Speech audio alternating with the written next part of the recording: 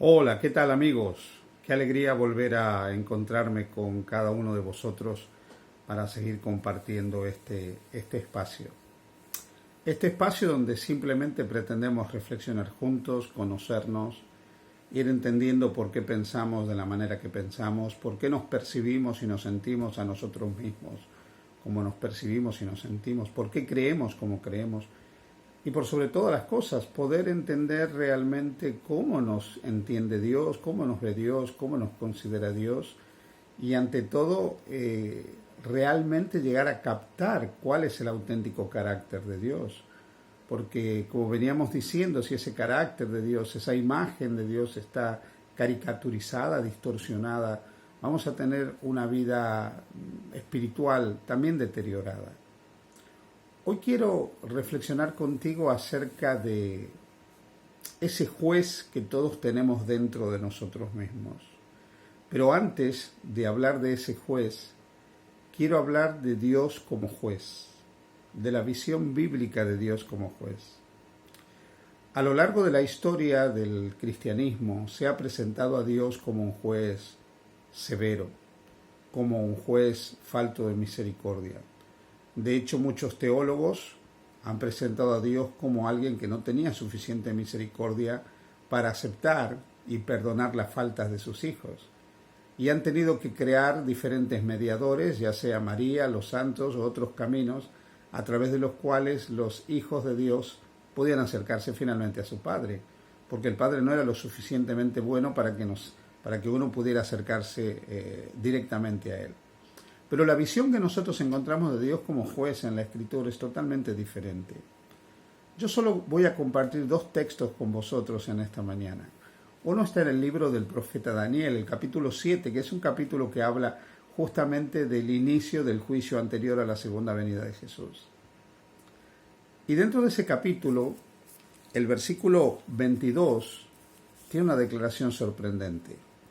Hasta que vino el anciano de días y se dio el juicio a los santos del Altísimo, y llegó el tiempo y los santos recibieron el reino. Me gusta cuando dice que vino el anciano de días y se dio el juicio a los santos del Altísimo. Otras traducciones dicen, se dio el juicio a favor de los santos del Altísimo. O sea que Dios en ese juicio nos juzga favorablemente.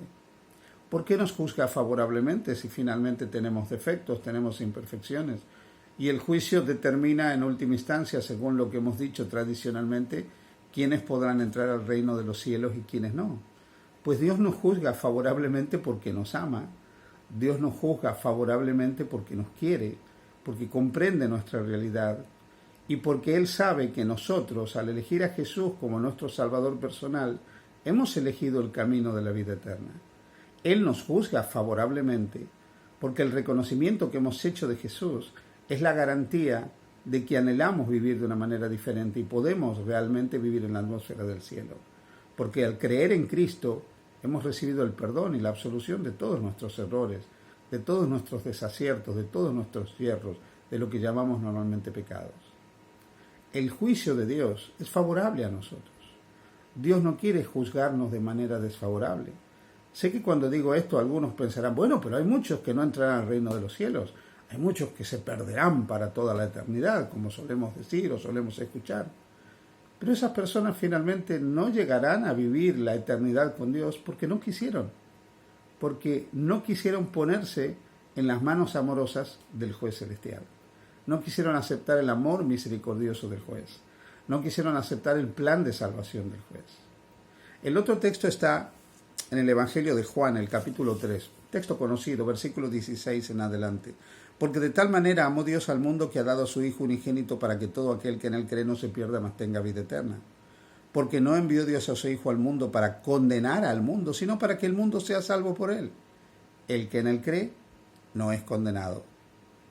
Pero el que no cree ya ha sido condenado, porque no ha creído en el nombre del unigénito Hijo de Dios. Así que nos dice aquí la palabra de Dios, versículo 36 también, el que cree en el Hijo tiene vida eterna, pero el que rehúsa creer en el Hijo no verá la vida, sino que el desagrado de Dios pesa sobre él. Dios no nos quiere condenar, Dios nos quiere salvar y por eso envió a su Hijo, como una prenda de su amor, de su buena voluntad para con nosotros, para que Él entregara toda esa buena voluntad de Dios en su vida, dando su vida hasta la muerte por cada uno de nosotros. ¿Qué más puede hacer Dios para decirnos que nos ama, que no nos quiere condenar, que nos quiere salvar? Dios no es un juez severo, Dios no es un juez malvado.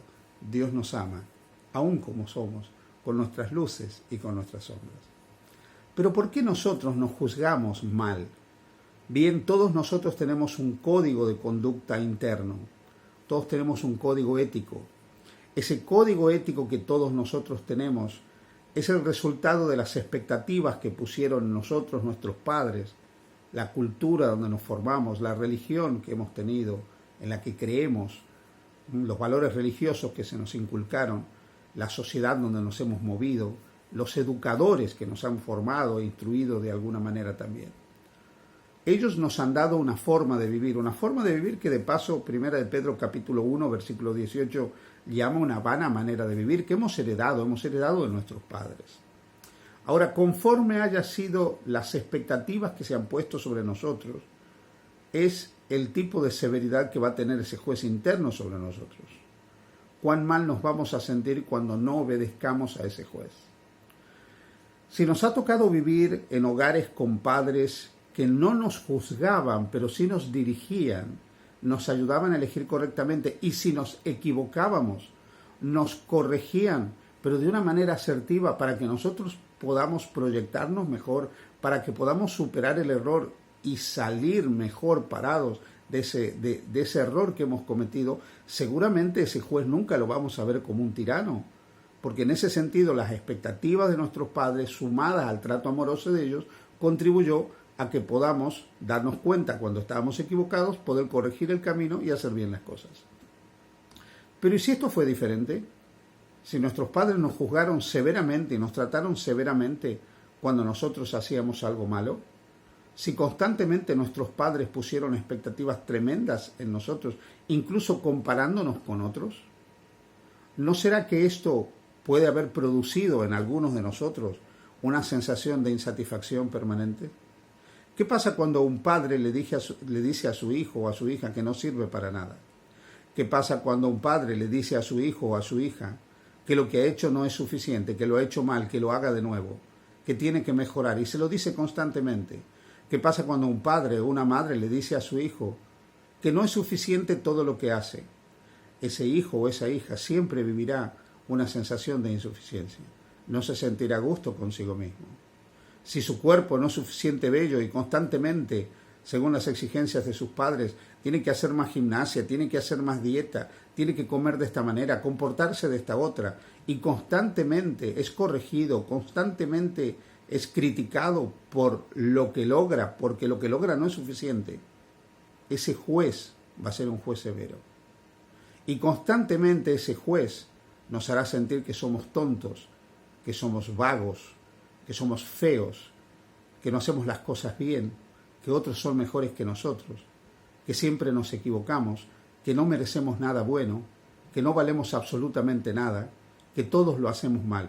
Ese juez nos estará maltratando permanentemente, porque en realidad ese juez interno que nosotros tenemos es el resultado de esos padres que nos han juzgado severamente, nos han condenado y nos han culpabilizado, y constantemente nos han criticado de una manera que nos puede haber destruido la autoestima, la autoimagen, y nos ha hecho sentir como nos sentimos hoy. Por eso, si por algún motivo algunos de los que participan de estas charlas ha experimentado situaciones así y siente que constantemente no alcanza a vivir esas exigencias del código ético, o lo viola y se siente tremendamente culpable, que no merece absolutamente nada, ni siquiera la redención, o vive un estado de insatisfacción permanente y ve que no es feliz, que siempre se siente mal, se compara con otros y ve que no hace las cosas suficientemente bien, que otros son mejores, que él no vale nada. Si tú sientes todo esto, oye, mira, hay un juez que cuando te mira a ti, te juzga favorablemente y te dice que a sus ojos eres valioso, eres extraordinario, eres maravilloso, eres la joya de la creación, eres algo fantástico. Ese juez te dice que si tú te aferras a él, tu vida puede ser una vida de victoria. tu vida puede ser una vida de triunfo. Pero por sobre todas las cosas ese juez te acepta y no te exige que tú seas mejor para agradarle, porque Él lo que le agrada es que tú le ames, que tú confíes en Él, que tú le entregues tu vida. No, Dios no es ese papá que yo tuve que me exigió y me condenó permanentemente. Dios es amor. Y Él nos acepta con nuestras luces y con nuestras sombras y nos ama como somos. No dejes que el juez de esa educación, de esa formación que te ha llevado a pensar y sentir muchas veces de manera equivocada sobre ti, condicione tu vida.